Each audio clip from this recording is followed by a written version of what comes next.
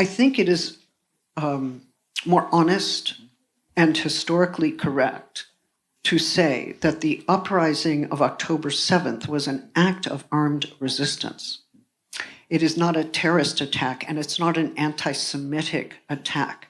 It was an attack against Israelis, and, I did not like that attack. I have gone public with this. I have gotten in trouble for saying it was, for me, anguishing.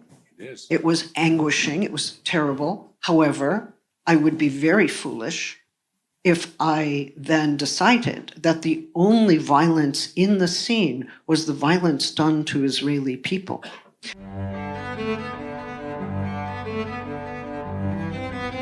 If there's one thing I have realized so far, in the past 6 or 7 months,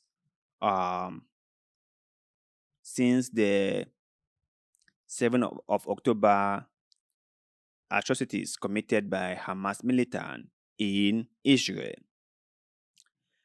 is that whatever anyone says against the IDF is being taken as being anti-Semitic. For example, if you have a legitimate critique of Benjamin Netanyahu or of the Israeli Defense Forces, or about those people who are supporting the atrocities that the Israeli Defense Forces are carrying out in Gaza, if you just voice your concern, if you just try to point out to them that you think that this is not okay and the way things are going is not going well for humanity as a whole, if you just try to point that out to them, do you know what they will label you as?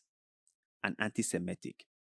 They have made this word so common, and they have used it in such a way that the word doesn't have any value anymore. Like, people don't regard it as anything anymore. Because if every single thing is anti-Semitism, then nothing is actually anti-Semitism, isn't it? If everyone is anti-Semitic, eventually nobody is anti-Semitic, right? So I want us to watch this video. It was a statement, or maybe as a talk given by an American Israelis who goes by the name Judith Butler. And listen to what she had to say. And tell me in all honesty whether or not what she said was anything offensive or was in any way anti-Semitism. Let's watch.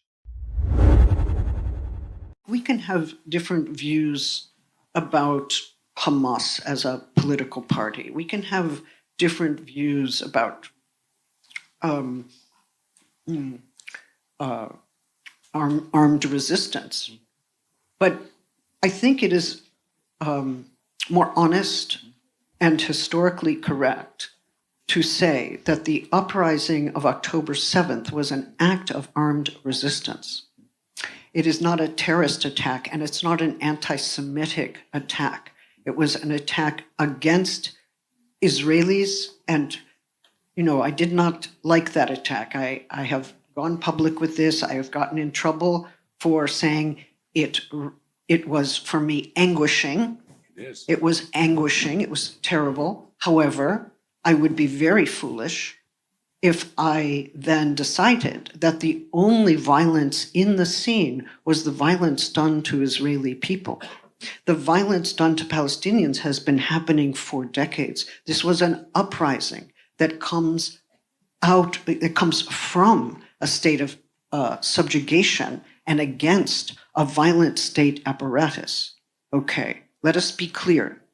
Now, you can be for or against armed resistance, you can be for or against Hamas, but let us at least call it armed resistance, and then we can have a debate about whether we think it's right or whether they did the right thing, whether a different strategy.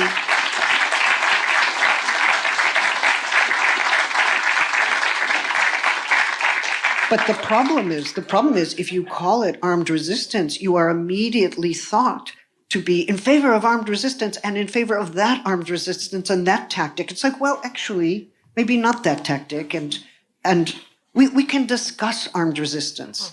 You know, it is an open debate. Alice, that made a lot of sense, isn't it? Anyone who listens to that will be like, okay, let's try to digest what she was trying to say, right? Let's try to understand what she meant by that.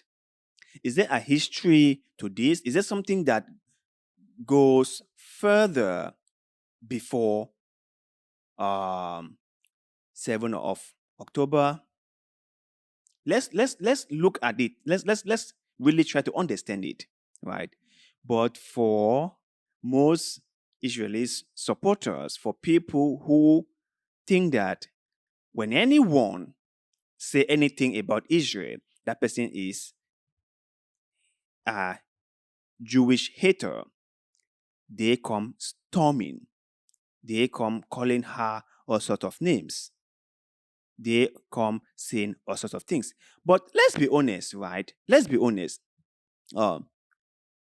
Before the 7th of October, was Gaza a free city? Was everything between Israel and the Palestinians like in a very friendly manner? Let's be honest. Before the 7th of October, were the Gazians able to move in and out of Gaza freely? Was there an airport in Gaza? Was there a seaport in Gaza? Were the Gazians able to do whatever they want to do as they wish? Now, the Israeli authorities will want you to think that everything just started on the 7th of October. That it was because of this Hamas horrific attack on Israel that killed about 1,200 people that has caused this whole thing in Gaza. That this is as the carnage in Gaza is as a result of what Hamas did to them. That they were minding their own business. They were being nice to the Palestinians. They were just going about their own daily activities. And from nowhere, Hamas came attacking them. That's what Israelis authorities will want people to believe. But that's not the truth. For anyone who is close to this issue would say for sure that it is not the truth. This conflict has been ongoing for years. United Nations human rights have documented this. Even the Palestinians human rights organization, the Israelis human rights organization, they all have a huge filing of every single thing that has been going on between these two neighbors. So it did not just started on the 7th of October, as the Israeli authority might want you to think. Like, forget everything. Forget that we have built thousands of illegal settlements in the West Bank. Forget that we put Gaza under a siege. Forget that occasionally we bomb places in Gaza under the quote-unquote fighting Hamas. Forget all those things. Forget the fact that sometimes we will encroach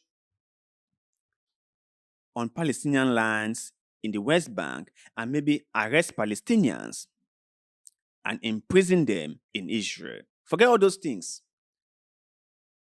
Hamas came from nowhere and attacked us.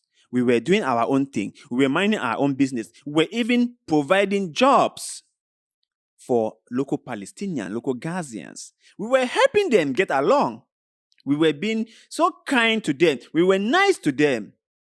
And they stabbed us in the back.